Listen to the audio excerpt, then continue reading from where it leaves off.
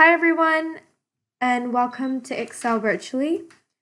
My name is Medha Bandari, and I am so glad that I get to speak here today. I actually started my first session ever, which was, I think it was last year, and I presented my first session at another event of Excel Virtually. So I'm glad to be back. And in today's session, I am going to be talking about how to get started with tables and pivot tables in Excel. So a little bit about me. I'm a 14-year-old student at Mount Albert Grammar School. And I've had a passion for technology since I was very young. And my mum has really inspired me to start coding and work with technology more. So I started my own YouTube channel last year in lockdown called NZ Tech Girl. And in this channel, I post beginner Excel videos, and I also started a Coding for Kids series. And in this Coding for Kids series, I use the website code.org. So if you want to check that out, then you can go to my YouTube channel called NZ Tech Girl. And my LinkedIn is Medha Bandari. And if you want to contact me, then my email is medhabandari@gmail.com. So in today's session, I'm going to be talking about tables first. So I'm going to be telling you what tables are exactly, and then I'm going to be explaining why we use them. And then I'm going to be doing a demo on just the structure of tables and how you can make tables and some things that you can do with tables. And then I'll get back onto the slides and I'll talk about what pivot tables are and why we use pivot tables. And then I have another demo on pivot tables, and again, how you make pivot tables and what kind of things you can do with pivot tables, which are really cool. So this presentation is going to be mostly demo based. So if you want to take any notes, then go for it. So let's get straight into it. What are tables? To start off, you may want to know what a table exactly is. And you may be thinking, isn't Excel already a table where there are rows and columns? But in reality, they're just a collection of individual cells that look like a table because of the way that they have been arranged. The concept of tables was introduced into Excel in 2007. And an Excel table consists of the following elements. It has a header row, alternate shading or banded rows, and a sizing handle. They also can have calculated columns and also total rows. So why should you use tables? So there are many benefits of using Excel tables because Excel recognizes that each column is a separate field. So when a table is created, Excel automatically applies a specific formatting to it. And when you create tables, the data is usually extended. And I'll be showing you more on this in the demo that I'll be doing. And another advantage of using tables is that the data is automatically updated into your spreadsheet if any changes are made. And finally, it's just really a simple way to format your data. So let's get into the demo of how to create tables. So here I have data for Raymond ratings, and over here I have the review number and the brand of Raymond, and then the variety, the style it's presented in, and the country it's from, and how many stars. So this is obviously going to be out of 5. And so I've already cleared this data up a little. So all I need to do now is put this into a table. Now, to do this, I can either go into the insert ribbon, I'm already in here, and click on table, or I can go back into the home ribbon and say format as table, and so what I'm going to do is I'm going to go into insert.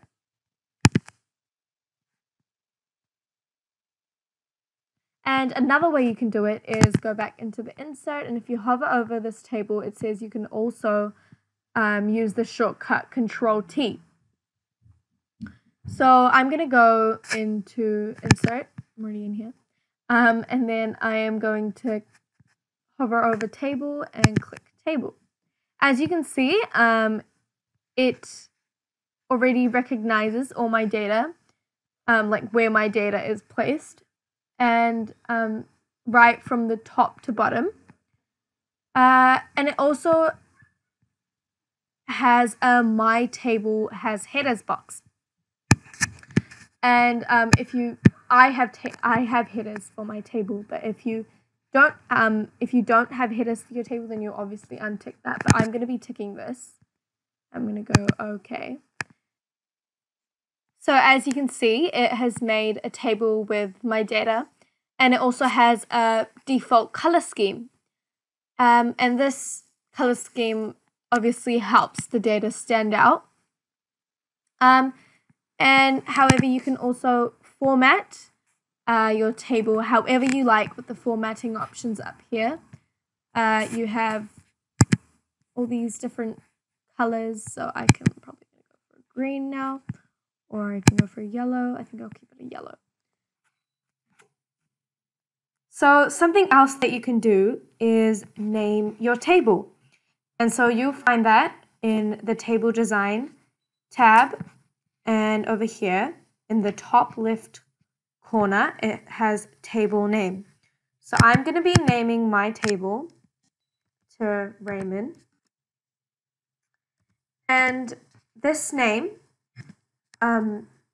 is going to be helpful when you're wanting to refer this table to something. So for example, in any cell of this sheet, if I click out of it and I go equals Ray, see, the Excel already knows that I'm referring to this table in this range. And so I don't need to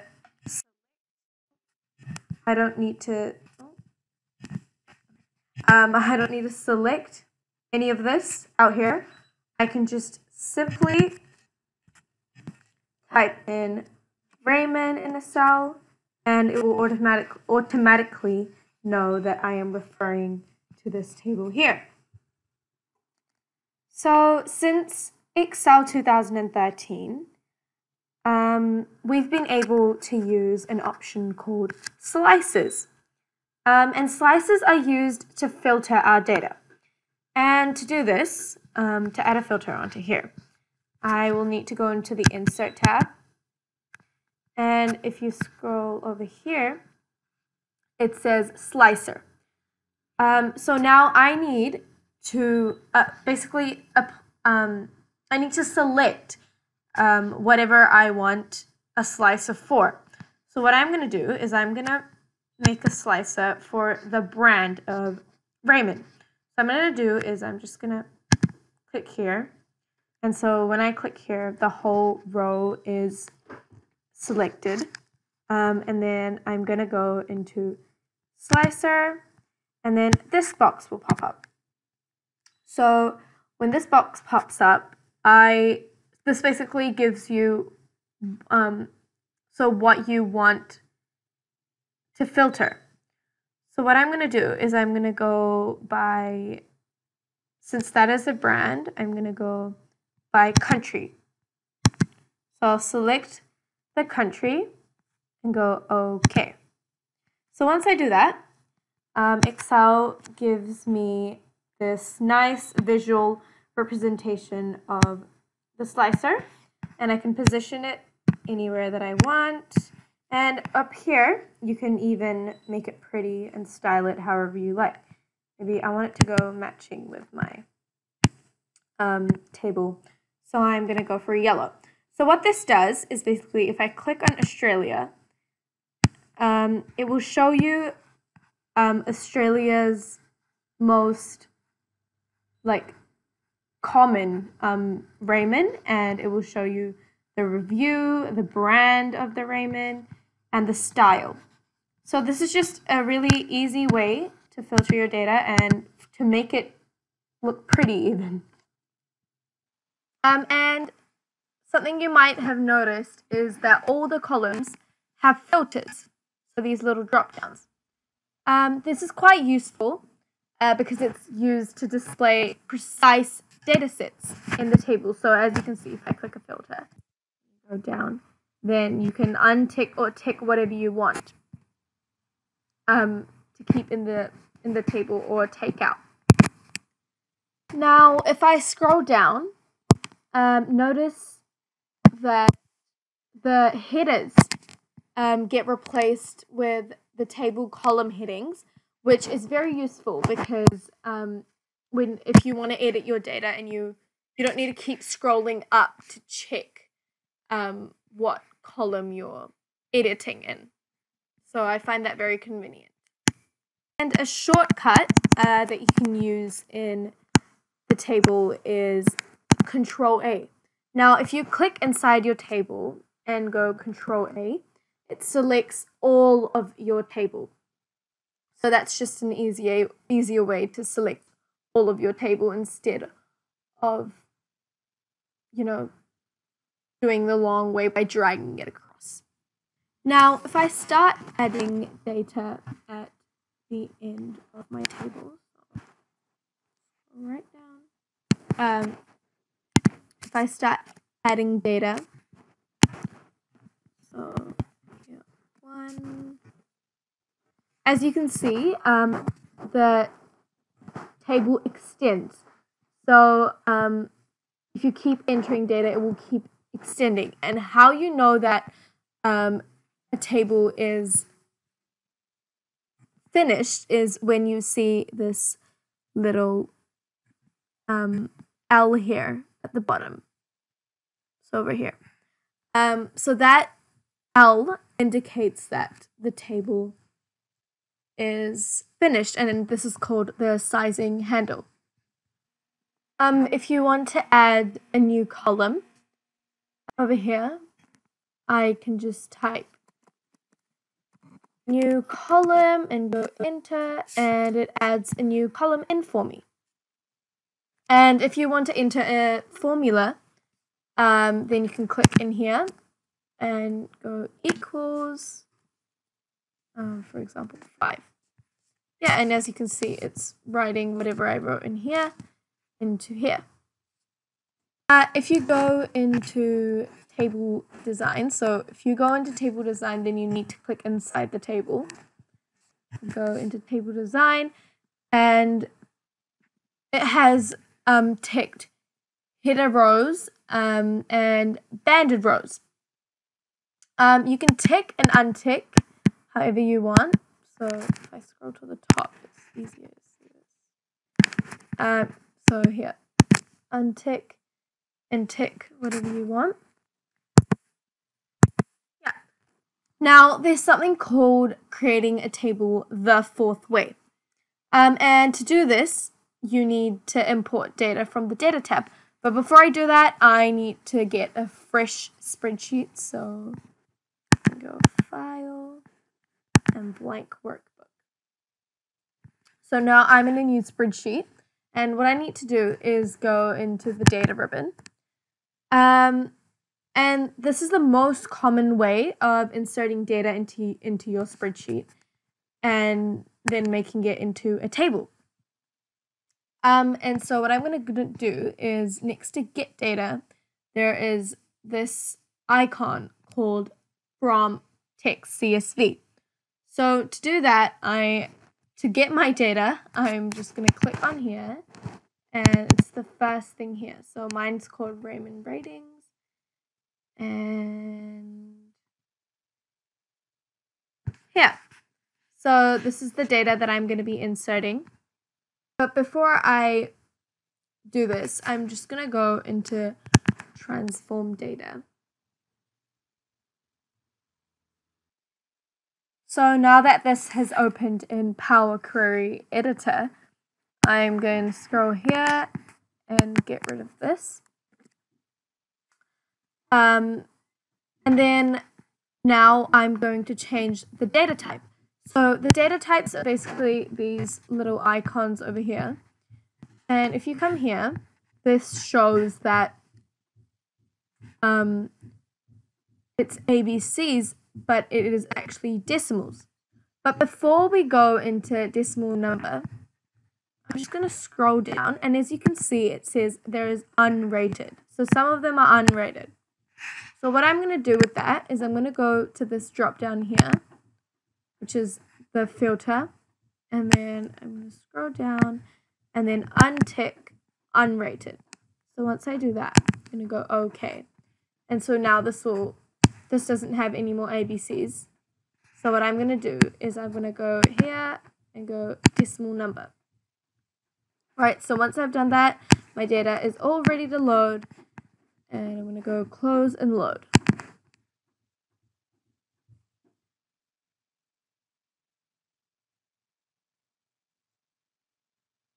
Now, notice when you load this data,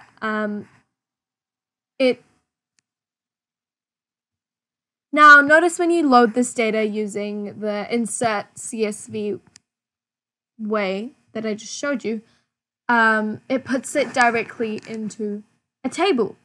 And I find this extremely helpful so that you don't have to, insert the data and then and then do extra things to get it into a table. So it just puts it directly into a table, which makes it easier for you. Now I'll be showing you how to work with data validation in a table in Excel. So I have some other data for this. Here. So here I have a stationary color example. So as you can see, I have two tables here. So one table is the contents, and the other one is the options to choose from. So basically over here I have, this is a stationary data, by the way. And so this is the ID of the stationary and what the stationary is, the color of it, and what color of the rainbow it is. So what I'm trying to do is I'm trying to get these options over here into this table as drop-downs or lists. So to do this, I need to go into the data ribbon, and next to where it says text to columns, there is a little button called data validation. But before I click on that, I'm just going to select the places where I want the list / drop down to appear. And then I'm going to click this drop down and go data validation. Now, where it says allow, instead of any value, I'm going to click on list. And where it says source, I'm just going to move this. Where it says source, I'm going to select all of these so that this data can be transferred into here. But obviously I won't select the header. And then go OK. So now that I've done that, it has provided a list for us. So if we click on the list, then it has all of these options in here. Now, I realized that I have forgot about violet. So I'm going to type in violet over here. enter. And as I said before, in our first table example, whenever we write a new piece of data, then the table always extends. So now it's extended. So let's see if it has automatically been put into the list. And yep, it has automatically put into the list. Violet is on the list. So you can change them up and you can play along with that. So that's all I have on tables today. So now let's move on to learning about pivot tables. So here I'm back onto the slides. So what are pivot tables? Pivot tables are basically a more interactive and quicker way to summarize your large amounts of data. And pivot tables are formatted from a large amount of data to a wide format. And why should you use pivot tables? One of the reasons why you should use pivot tables is it can transform columns to rows and rows to columns. And pivot tables can also tell you how many pages are in each of your spreadsheet, and it uses advanced calculations. Now I'll be showing you a demo of how to make pivot tables and some of the things that you can do with them. So here I have a data set for supermarket sales in 2020.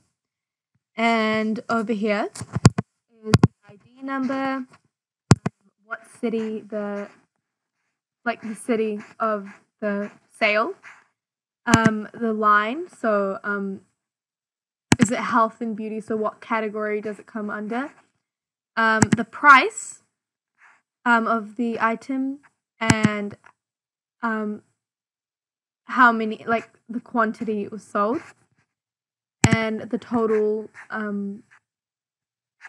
money, and the date. So I have two sheets of the same data set. One is with a table and one is without the table. So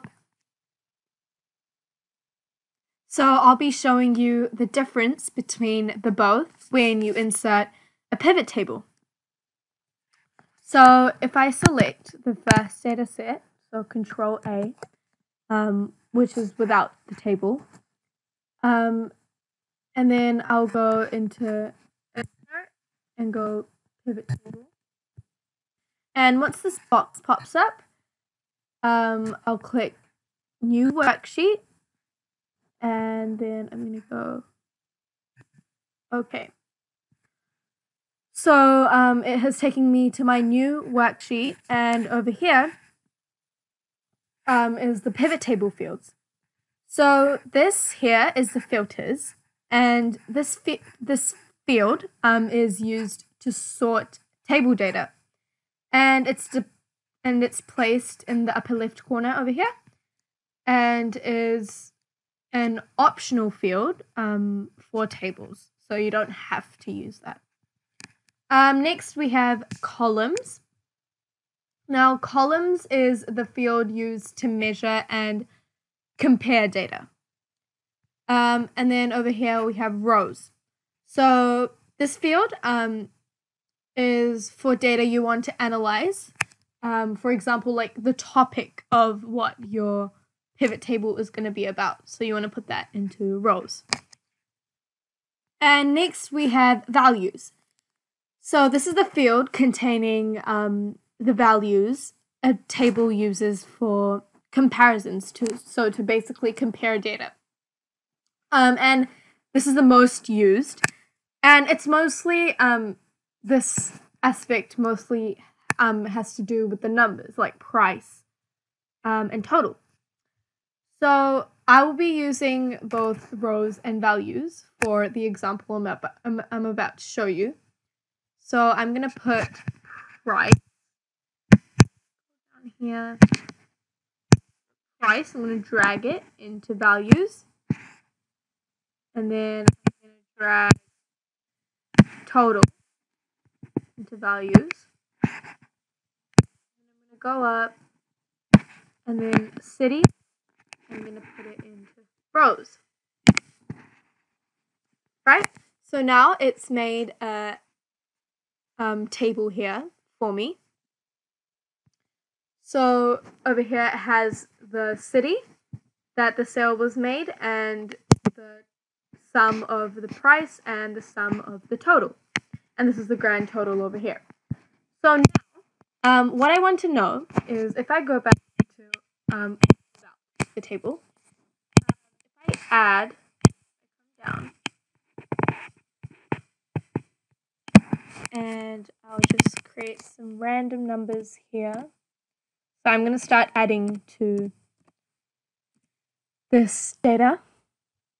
Random numbers. So these cities are in Myanmar. So another city in Myanmar, which is not on this spreadsheet, is Loy Cow. So I'm just going to type Loy Cow in there, and I'm going to go maybe home and lifestyle, and it already does it for me, and some random decimal, maybe 3 items. And I'm just going to type random data. And the date can be 19th of 3rd, 20, right? So now that we've done this, okay, we've added an extra bit of data.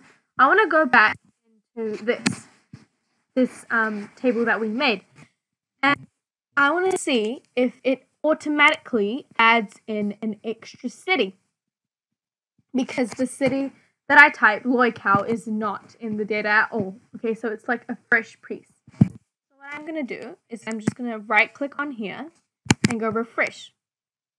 So it's refreshed it, but Loy Cow hasn't popped up on here. And that is because we have used the data without the table. So because we have used the data without the table, the table in here only recognizes the ones that the data that we have put in before making the table, and not any new data. But if I delete this and I go into table, and then I'm going to do the same here. So I'm going to Control A, select the whole table, and go into Insert, Table, and then I'm going to go into New Worksheet.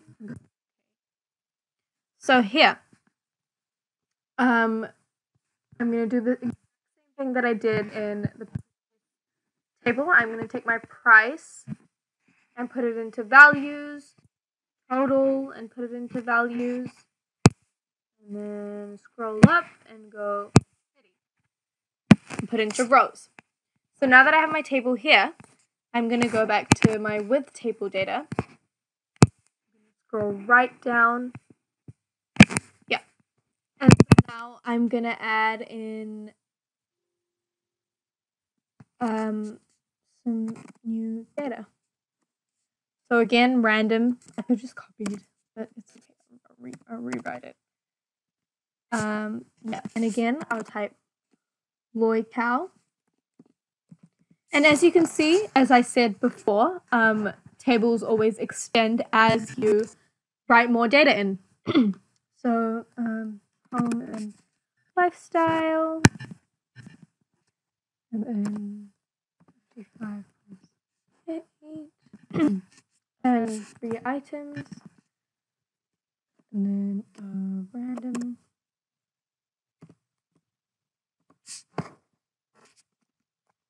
Nine 4 and 1903. 1903. 20. Okay, so now I've entered a new line of data into my table, and with a new this is a completely new city and it's not in the data at all. So I'm going to go back into this table and now I'm going to see if it automatically loads my new data that I've written onto this table here. So if I right click and go refresh, boy cow has appeared on here because this we have used a table and this is a table and so is this. So tables can read tables and it will automatically be placed into here, which I find is really, really helpful. So if you're using PivotTables, then make sure you check this out. So next I'll be showing you how to use the filters field. So I'll go up in here and then go to line. So line is basically, if I go into our data here, line is basically this. So what category our product is in. So I'm going to take the line and then go and put it into filters. So once I do that, this comes up. And what I can do is this little drop down comes, and what I can do is I can just click on this and go OK. And then it will show you the sum of the price for the fashion accessories and the sum of the total for the fashion accessories and then the grand total. Right? So I have only selected one. But what you can do is you can say select multiple. And when I click select multiple, I can go health and beauty, home and lifestyle. I can select 3. So I'll go OK. And then it will come up with the sum of all 3 combined together. So the sum of the price of all 3 combined together is the sum of the total and the grand total of all 3 combined together. And that's how you use filters. So next, let's create a month column. So I'm going to go into PivotTable, get into here. Okay, so basically what I'm going to do is I'm going to go write a header named month, right? And then I'm going to go down, and then it automatically, because it's in a table, it will automatically drop it down for us. And in here, the formula I'm going to use is, so basically what I want is I want this, the date to pop up as a month. So a month in words. So to do that, the formula is equals text. And so when these pop up, these functions pop up, you can obviously use them and click on them. And then I'm going to go click here, so open bracket, and then click here because that's the date I want to convert into the month, right? And then I'm going to go comma,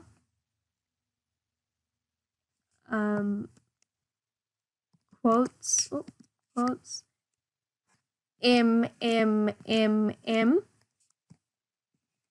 close, another quote, and then go close bracket. Go okay. So when I do that, that's the formula to get all of my months. So if you want to know what month your date is in, you can use that formula and you will get it all down here.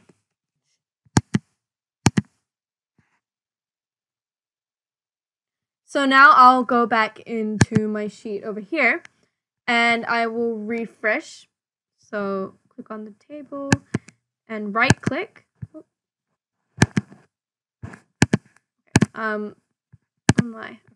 Right click now and go refresh. So once I do that, month has automatically been put in here because we edited our data in a table. So now what I'm going to do is I'm going to take my month and put it in under the column. So once I do that, your data obviously extends and you can see from January to December and then the total sum of price and the total sum of the total. And then here at the bottom we have all the grand totals. So I think this is really cool and it's really easy to see the breakdown by month. So now let's try and add the month to the rows field. So to do that, I'm just gonna drag it and put it into the rows field. And as you can see, it went from the columns to the rows. And so it's changed to this. So what we're trying to do here is we're trying to see the monthly price breakdown by city. So here you can see the subtotals, right, over here. And then you go down. Here is the grand total at the bottom. So if I go back up. So basically, if you right-click on the sum of price, so oh, not that. Right-click on here. You can go into summarize values by. So over here, there is sum, count, average, max, and min. So you can use any of those to know, to change the aggregation of your subtotal. And you can see the subtotals here, right? But what if you don't want to see them? So to take them away, what you can do is click on your city and then right click and then go into subtotal city. And as you can see, subtotal city right now has a tick on it. So if I just remove the tick, then your subtotals will be gone. So if I scroll down, all my subtotals are gone. So another thing that you can do is, I'm just gonna take everything out of here. So basically so to remove fields, what you can do is you can click on this arrow and go remove field. And remove field and remove field. So I'm gonna start fresh. And then what I'm gonna do is I'm gonna take my line, put it into rows, and take city, put it into rows, and then my items sold into values. So now this gives us the sum of the sold. So how many items were sold by category. So by product category, if it was fashion accessory, health and beauty, home and lifestyle, and by which city. So by doing this, you can see all the cities have been included. So that's all I have on PivotTables today. But here's just a quick recap for today's session. Today we've learned about tables and how they're a feature to group your data together. We use tables to simply format our work, and we can import data into a spreadsheet to make a table by using the CSV button. And finally, we can use data validation in our tables by using the data validation button to control what you enter into a cell. So that's on tables. Now, pivot tables. So we learned that pivot tables are an interactive way of summarizing big amounts of data. And you can also use pivot tables to analyze data in depth or detail. And the benefit of using a table in Excel is that Excel recognizes each column is a separate field. And we also learn how to create a pivot table by clicking the pivot table button. And we also learned ways that pivot tables are used, like creating a month column using the text function, which I showed you in the demo. So that's all I have on tables and pivot tables today. And thank you so much for joining this session, and hopefully you've learned something. But please don't forget to subscribe to my YouTube channel, NZ Tech Girl. if you want to learn more on tables and pivot tables, because I'm pretty sure I've made some videos on that. Also, thank you so much to Excel Virtually for giving me this opportunity to speak here.